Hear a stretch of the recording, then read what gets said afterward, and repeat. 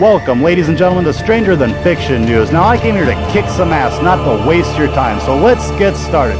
Welcome back, ladies and gentlemen, to part 2 of our series, Do We Live in a Matrix? Now, I'm not going to redo part 1 and part 2, so if you missed part 1, then you know what you need to do. Today, we're going to talk about how we actually plug into this matrix, into this constructed reality. If we are biological computers, then the obvious question is, are we computers that are on a network, or are we computers that are not on a network? How could we possibly attempt to answer that question objectively? Well, let us suppose that we are connected to a network for a second. I mean, it wouldn't be much of a matrix if we weren't connected to the network, would it? So if we are connected, that only leaves us with two possible connection types. Either we're connected via a cable or we are connected wirelessly. Now, since none of us have cables running into the wall, then we must be connecting wirelessly. And given that every little gadget out there seems to connect wirelessly these days, then why not us? But to make that argument stick, we need to show that we can actually transfer information to or from people wirelessly, right? That's how a network connection works. It's a way to transfer information via an infrastructure to or from computers that are connected. So if we can show that information can be transferred to or from people via non-traditional methods, then perhaps we're on the right track. So imagine that you could gain information not from sight or sound or touch or smell or even taste, but by some other means that was directly inputted into your brain. That sounds impossible, doesn't it? Well, you haven't been watching the news lately. There's a whole lot of that going on. In fact, there's a whole spectrum of technology that does just that. Ever since the 1950s, we've been beaming thoughts, words, and even feelings into people's brains. Now, this technology has many names, such as silent sounds, audio spotlights, neurophones, synthetic telepathy, psychotronic weapons. Take your pick. This idea is old technology. It's not science fiction. It's stranger than fiction, and that's why we're covering it. And while these are all causes for concern, what it's telling us is that if we can wirelessly send information into people, there's nothing that rules out that people are transmitting as well. I mean, whoever heard of a cell phone that could receive calls but not make a call? Now, if you've never heard of synthetic telepathy or the Lily wave or how cell phone signals are just carrier waves for something even more nefarious, then you're just going to have to do your own research on that. I certainly don't have the time to cover that in this broadcast. But there's definitely plenty of information out there on this very subject. But basically, what is going on here is that not only have people discovered that we do live in a matrix, they're trying to hack into this matrix. Hack the matrix. How original. Well, let's leave them to their own devices for the time being, because here's what we really need to worry about. Here's how all of this fits into part 1 and how this is going to be fitting into part 3 of the series. So there's synthetic telepathy, where people are beaming in ideas via mechanical means. Then there must be natural telepathy, where ideas are traveling through the network via natural means. Well, what does that mean? And what is this network? What is this matrix? Well, the only thing we can really do here is describe what we don't know in terms of what we do know. Let us say that our internet is a little like this matrix that we live in, but that this matrix is really nothing like our internet. It's only fair to hypothesize that this matrix is light years ahead of our internet, because we as biological computers are light years ahead of the technology that is currently here today. But if this matrix does have something in common with our internet, it must be the fact that it has networks and it has communication protocols. Now, what do I mean by that? Well, every computer connects to the internet via a network connection. This could be a home network, a corporate network, a private network, a public network. Big or small, computers connect to a network, and these networks connect to each other to form an internet.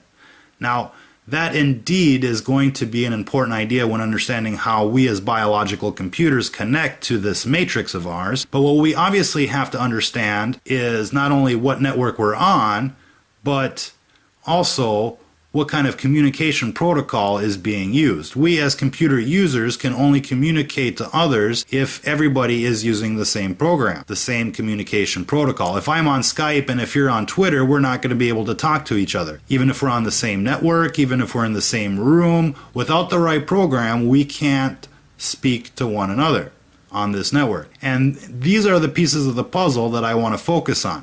And you'll quickly see why here in a few minutes. Now, to unlock this mystery, we need something to start with, some thread to go on.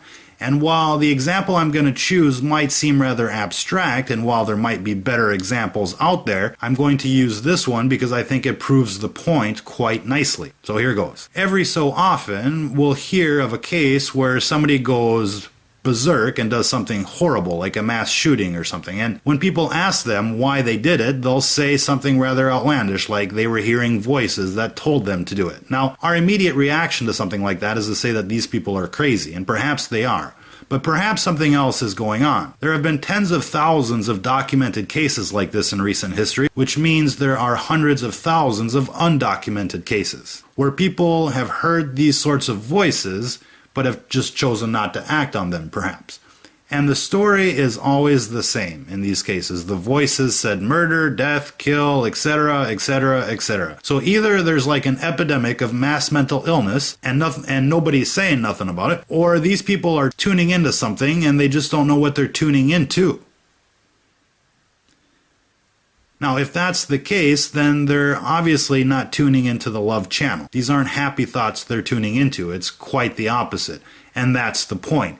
If we know anything about this world, it's that it's a world of opposing forces, good versus evil, day versus night. And if we were to put this in terms of networks, then there must be a good network, and then there must be an evil network. And perhaps this is the communication protocol. But these people must be tuning into an evil network somehow. Again, this is all very abstract, but we know that we're in a constructed reality, that it is possible for wireless connections between people and machines to occur, and that some people out there, that a lot of people out there, are hearing voices and they just don't know why. You know what this reminds me of? It reminds me of a lot of things, but it reminds me of those old DSL boxes that used to be out there where people all of a sudden would hear telephone conversations from a speaker inside the DSL box. Don't ask me how that happens or why there's even a speaker in the DSL box, but you didn't have to be a rocket scientist to figure out that you were listening into somebody else's phone call. Now, if we start connecting the dots here, then here's what becomes obvious. Some people are connecting to a dark network. They're not connecting to the love channel.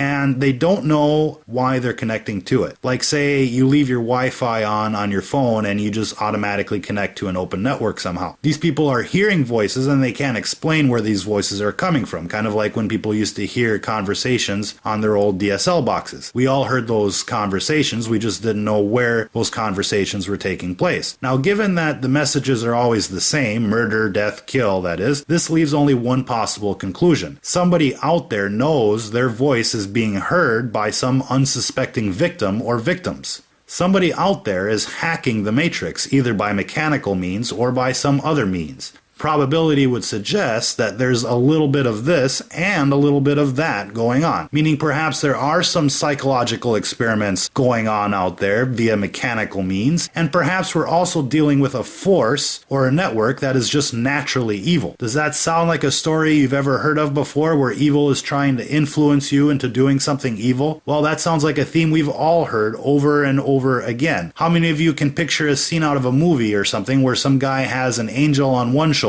and a devil on the other, and both of them are whispering to the guy, do this, no, don't do that? What I'm getting at here is that we're computers on a network, and on this network there are other networks. Some of them are good and some of them are bad, and some of these networks are trying to hack into your network. They're trying to scan your ports. They're trying to get through your firewall. You can absolutely bank on that. So the question you should be asking yourself now, as many of us have asked in the past and will continue to do so in the future, are your thoughts your own? How would you know? Could some of your thoughts be the product of a hack? And what's even worse than that, could your thoughts be used against you? I suppose this goes back to the silent weapons for quiet wars doctrine, but imagine for a second you are a good person and evil has it in for you. That's just the way these things go. It's good versus evil out there. So imagine they're listening to your thoughts. That they, evil that is able to hack into your matrix. That they are able to hear where you are planning to go before you go there. What you are planning to buy before you actually buy it. Impossible, you might say. Well, how would you know? Do you think a piece of spyware on your computer is going to say, hi, we're listening, we're tracking your keystrokes? Do you think it's going to say, go ahead, enter in your credit card details, everything's going to be okay? Of course not. The very best hacks are the ones you never hear about. Getting back to this good versus evil, say you're a good person, And by the very nature of the game, evil has it out for you. Nothing personal, that's just the way it is. It's like gravity. It's just doing what it came here to do. Now, you as a good person, you say to yourself in the morning when you wake up, oh, well, tonight I'm going over to Susie's house, and then I'm going for pizza, and then I'm going out for a drink. Let me tell you what's actually going on there. You're given evil all day to prepare your night for you. In the game of intelligence, it's all about information. Evil wants to mess up your day, it wants to mess up your night, it wants to mess up your entire life. And every advantage it can get, it will take.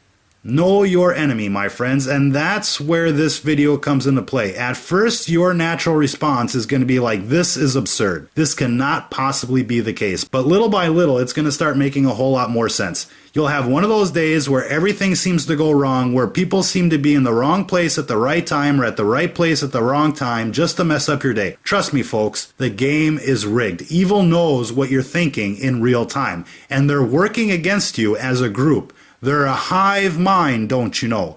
They're chatting amongst themselves, listening to your thoughts, plotting your demise. But honestly, would you expect anything less from the opposition? So here's what you can do to help everybody out. Be more random with your free time. Be more random with your purchases, with your plans. Be more last minute whenever possible. Encrypt your communications. Be your own counterintelligence program. The more people that become aware of what's going on, the more difficult it will be for the dark side to cope with the situation. If you're hearing this, you are the resistance.